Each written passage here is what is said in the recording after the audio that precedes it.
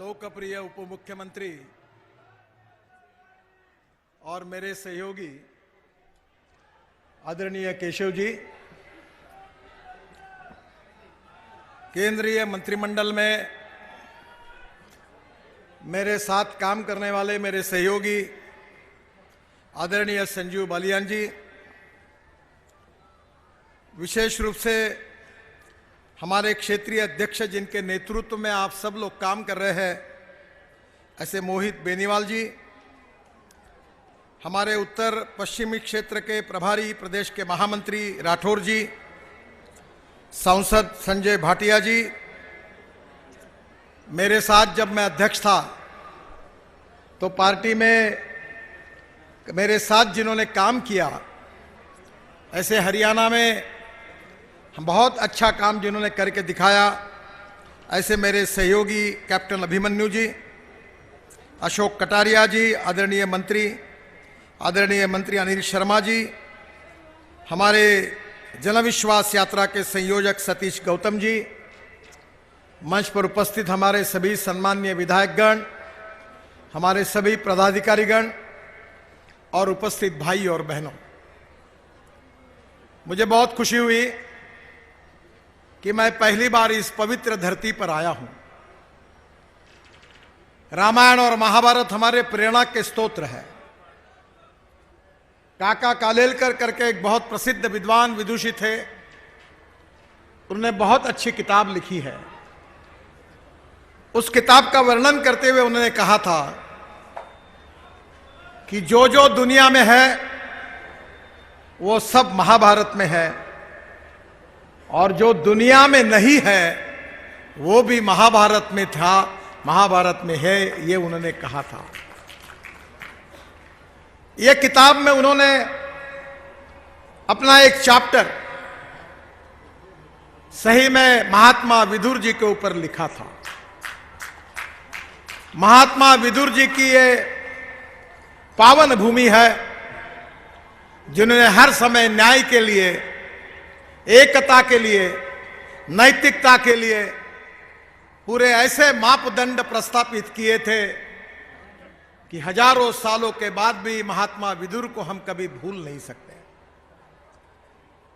जो विदुर जी ने महाभारत में आखिरी तक कोशिश करती रहे, भगवान श्री कृष्ण से बार बार दुआ मांगते रहे कि किसी भी प्रकार से संघर्ष को टालने की उन्होंने कोशिश की। महाभारत ऐसा ग्रंथ है, ऐसा इतिहास है कि जो इतिहास, संस्कृति और विरासत हमारी ताकत है। आज भी हमारा समाज जीवन, हमारी सामाजिक व्यवस्था है जो प्रस्तापित है, वो हमारे जीवन मूल्य हमें महाभारत और रामायण से मिलते हैं। ये उत्तर प्रदेश की जनता भगवान बहुत भाग्यवान है कि एक तरफ ये इतिहास, और हमारे इतिहास में जिन लोगों ने इस देश को इतिहास दिया है, वो महान देशभक्तों की, महान आदर्श प्रस्तापित करने वाले महान नेताओं की यह ऐतिहासिक भूमि है। और इसलिए मुझे खुशी है कि जिस भूमि में महात्मा विदुर जी ने अपने जीवन की शुरुआत की, उस भूमि में यहाँ के जनता का दर्शन करने का मुझे पहली बार सौभाग्य मिला है। हाथ जोड़कर आपको अभिवादन करता हूं। बहुत बहुत नमस्कार। बहनों और भाइयों, अभी चुनाव के महाभारत की भी शुरुआत होने वाली है, और महाभारत ने हमको यह दिखाया है कि आपको सत्य के साथ जाना है कि असत्य के साथ जाना है, आपको नैतिकता के साथ जुड़ना है कि अनैतिकता के साथ जुड़ना है, आपको देश समाज के साथ कल्याण के मार्ग पर जाना है कि गुंडागर्दी और विनाश के मार्ग पर जाना है। माए बाप सरकार आप लोग हैं, और इसलिए महाभारत की जो आदर्श हमको मिले थे, जो सिद्धांत और नीतियां हमके आदर्श हम सबको प्राप्त हुई है, उसी के आधार पर दुनिया में ये, इतिहास में ये सिद्ध हुआ है कि विजय जब जब भी होता है तो सत्य का विजय होता है।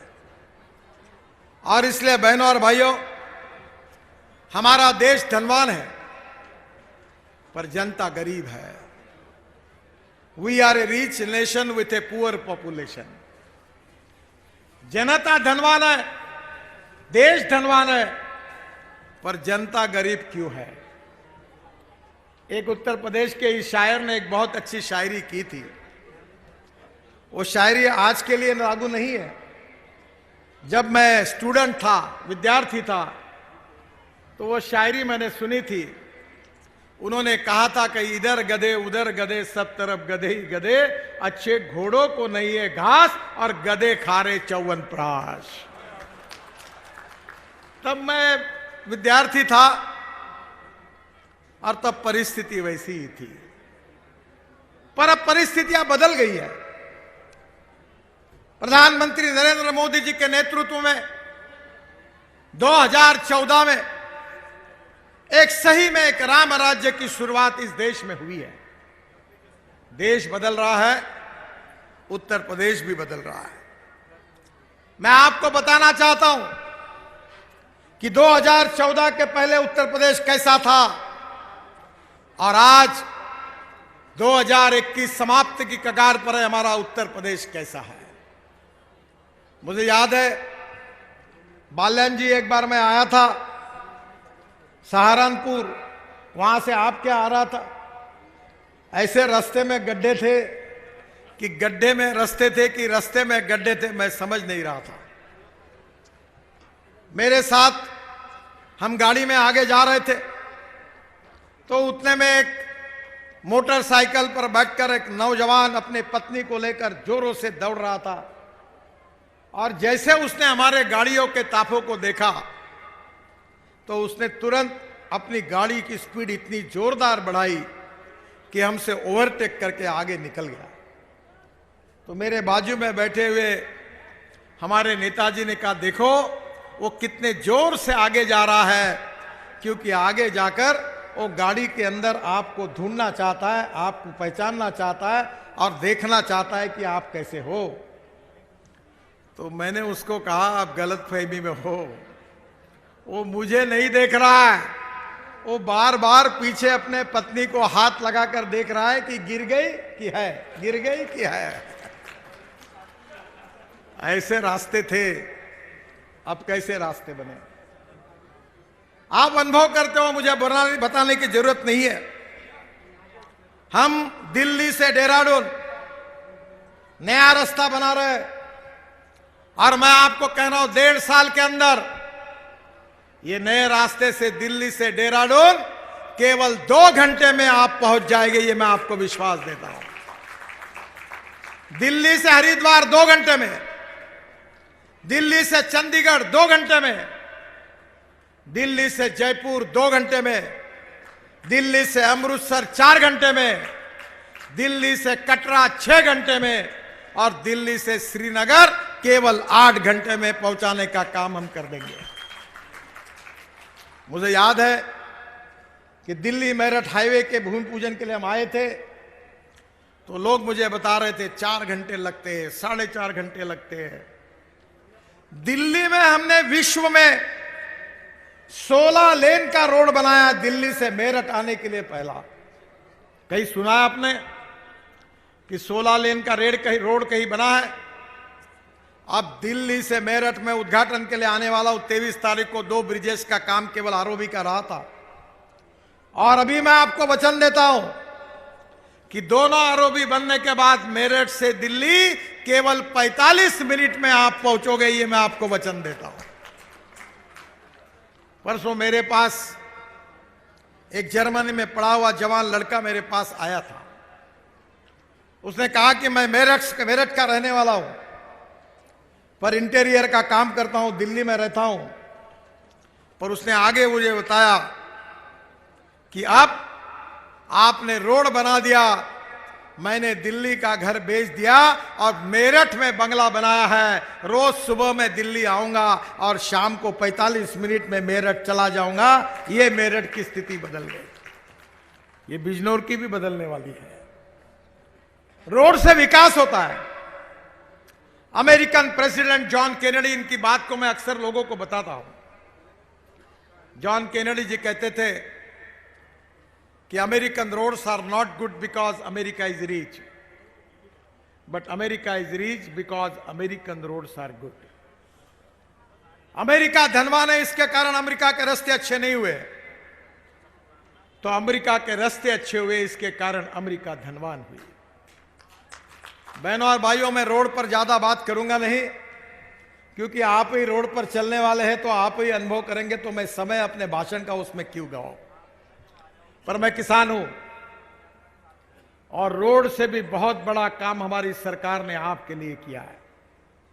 आप गन्ना लगाते हैं, मेरे क्षेत्र में भी करीब 20 लाख टन क्रशिंग होता है। मैं 3 चीनी मिलें चलाता हूं।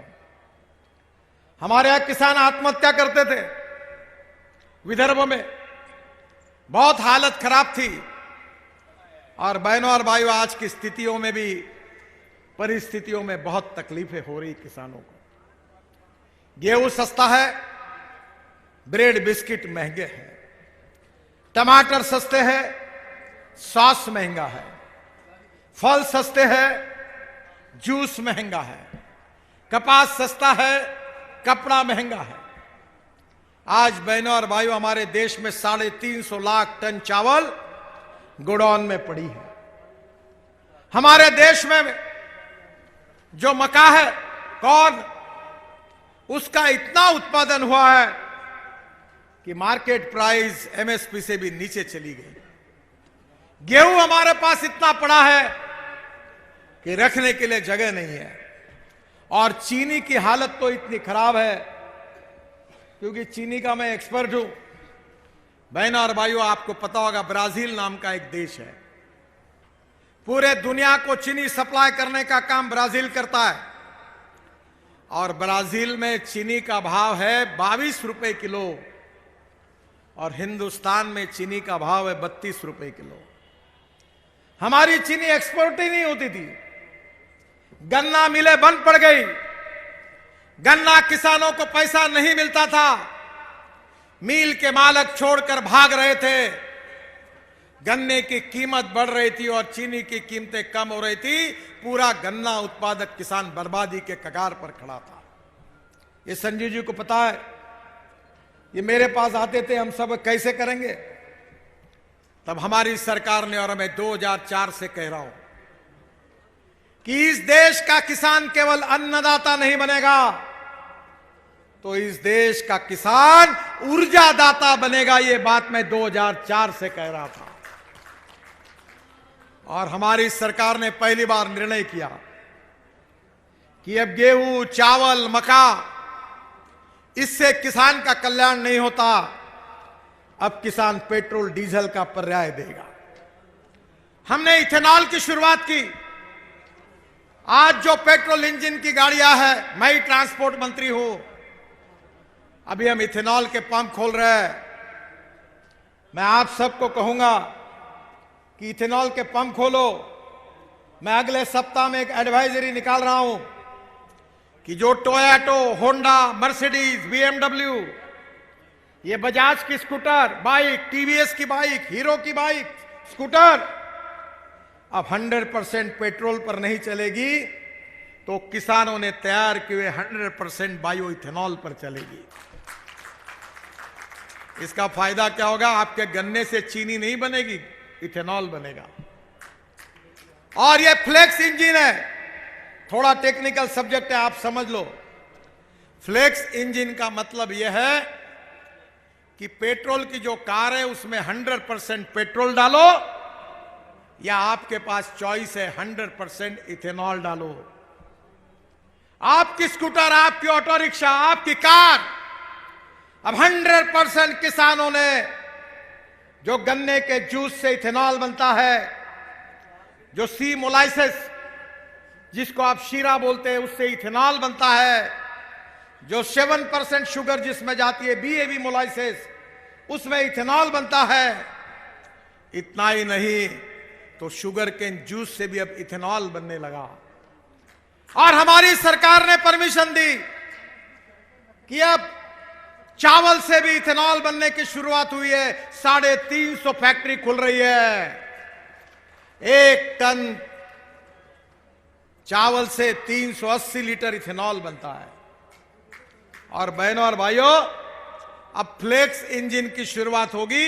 अब इंडियन ऑयल और भारत पेट्रोलियम के पंप और इथेनॉल के पंप होंगे।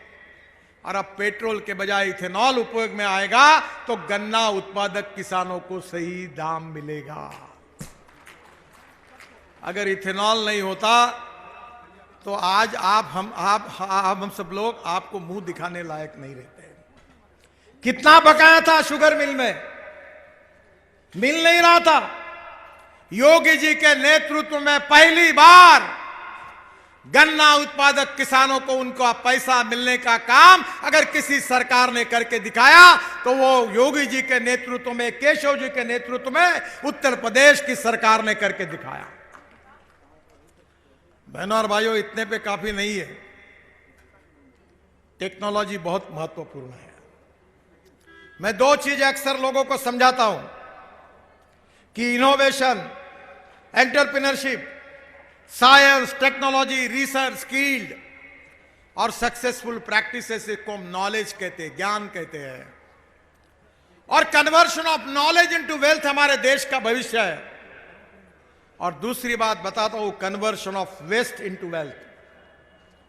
और बहनों और भाइयों, मैं आपको विश्वास देना चाहता हूं कि जो गन्ने का जूस निकलने के बाद जो बगास निकलता है उससे हम ग्रीन हाइड्रोजन तैयार करेंगे। मैं बाल्यान जी के पीछे लगा हूं। मैंने अपना खुद का ट्रैक्टर, आप शांति से सुन लो और उसकी शुरुआत करो। यहां मेरे यहां ट्रैक्टर कन्वर्ट हो रहे हैं। मैंने अपने खुद का ट्रैक्टर देश का पहला बायो सीएनजी पर कन्वर्ट किया है। और ये बायो सीएनजी तैयार होता है परली से। परली जो आप जलाते हो, जिससे दिल्ली वाले चिल्लाते प्रदूषण होता है करके, हरियाणा, पंजाब, पश्चिमी उत्तर प्रदेश परली जलाती है और दिल्ली में प्रदूषण होता है।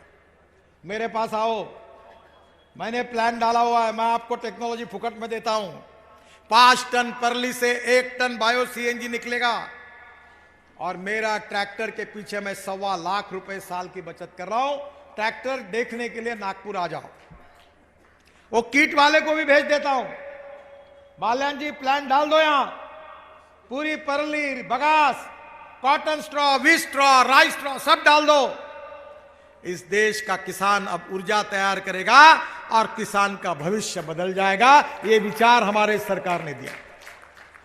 और अभी तो मैं जनवरी के पहले सप्ताह में आप सबको आमंत्रित कर रहा हूं, मेरे घर पर आओ।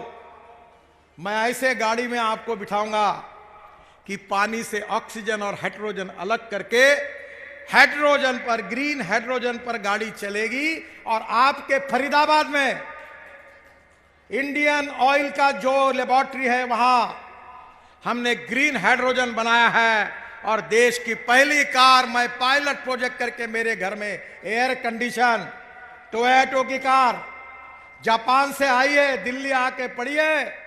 और 1 जनवरी में मैं हाइड्रोजन के गाड़ियों में आप सबको घुमाऊंगा और पार्लियामेंट जाऊंगा। ग्रीन हाइड्रोजन बहुत सस्ता है।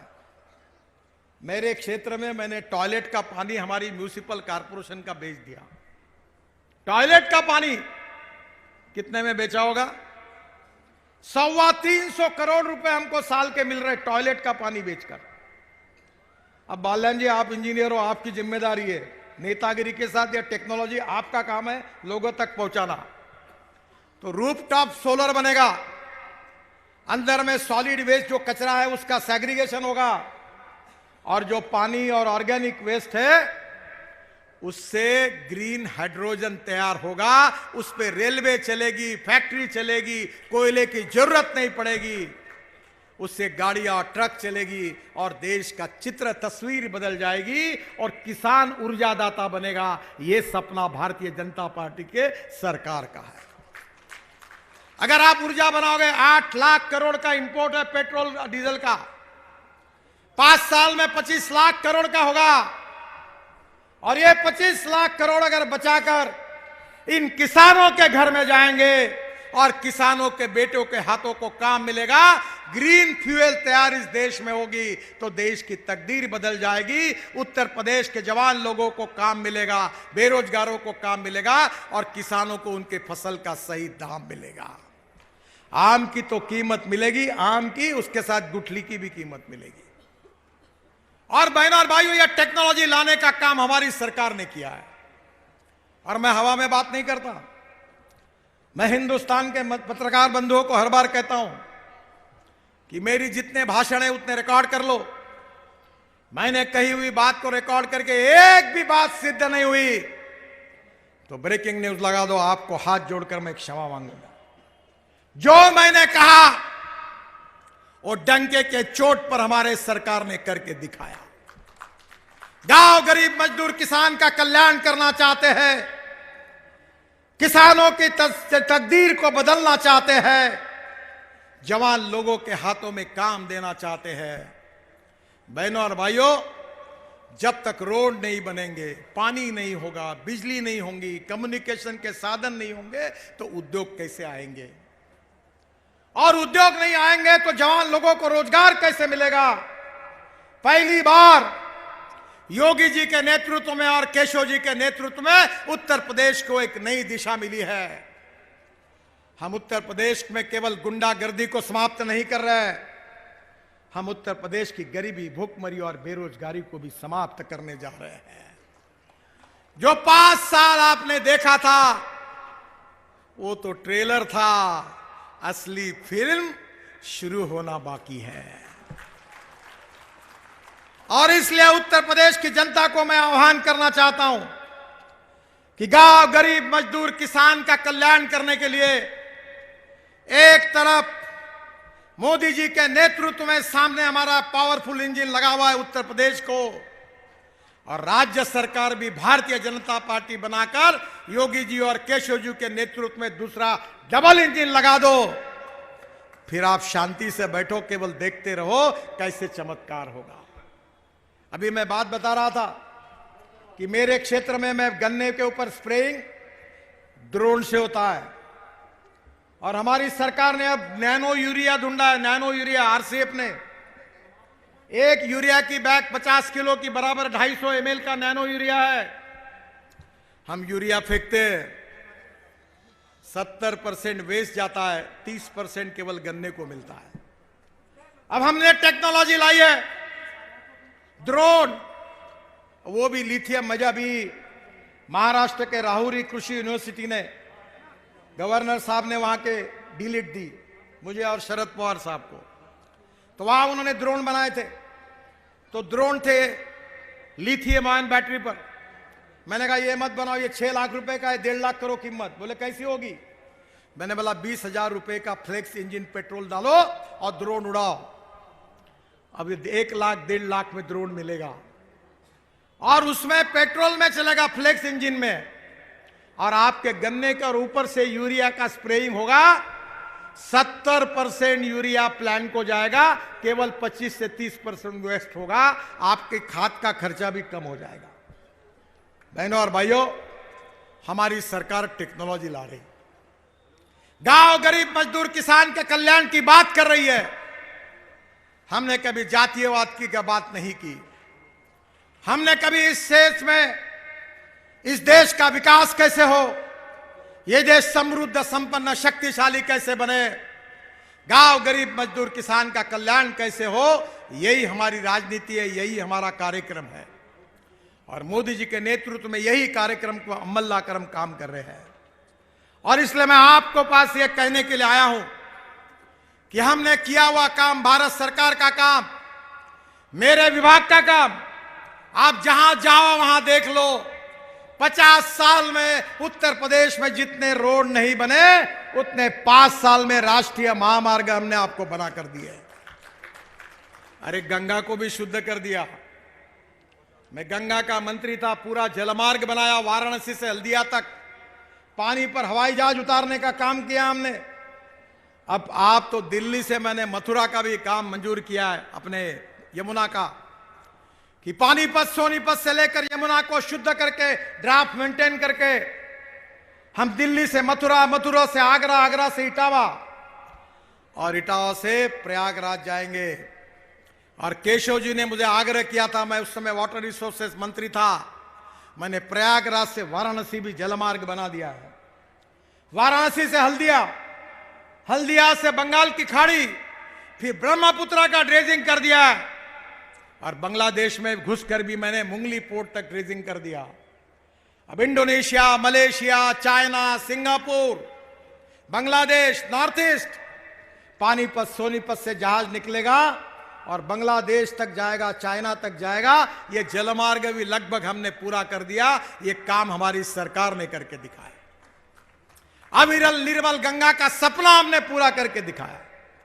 अयोध्या में हमारी आस्था थी, भगवान प्रभु रामचंद्र का मंदिर बने। सुप्रीम कोर्ट के निर्णय के बाद आज भव्य मंदिर का निर्माण का काम भी अब पूरी जोरों से चल रहा है।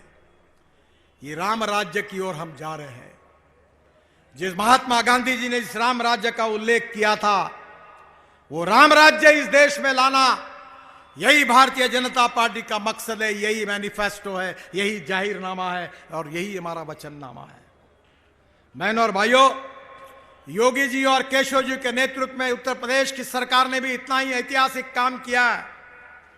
आपका प्रेम, आपके शुभकामना और आशीर्वाद अगर पीछे रहेगा तो जैसे मैंने कहा था कि जो देखा है वो तो ट्रेलर था, असली फिल्म अब शुरू हो जाएगी और उसके लिए आप सबके आशीर्वाद चाहिए। वो आशीर्वाद के लिए जन विश्वास यात्रा की शुरुआत हो रही है। जो विश्वास आपने हमारे ऊपर बताया, जो प्रेम आपने हम सबको दिया है, उसको आगे भी इसी प्रकार से वृद्धिंगत करके इस जन विश्वास यात्रा पर आपका प्रेम, आपका सद्भाव के साथ आपका पूरी तरह जो ध्यान रहेगा, वो निश्चित रूप में उत्तर प्रदेश की तस्वीर को बदलने के लिए और एक राम राज्य की शुरुआत करने के लिए आपका आशीर्वाद को हम प्राप्त करने जा रहे हैं। आपका आशीर्वाद हमारे साथ रहेगा, इसी विश्वास के साथ आपको बहुत बहुत धन्यवाद, आपका अभिनंदन, शुभकामनाएं। भारत माता की, भारत माता की, भारत माता की।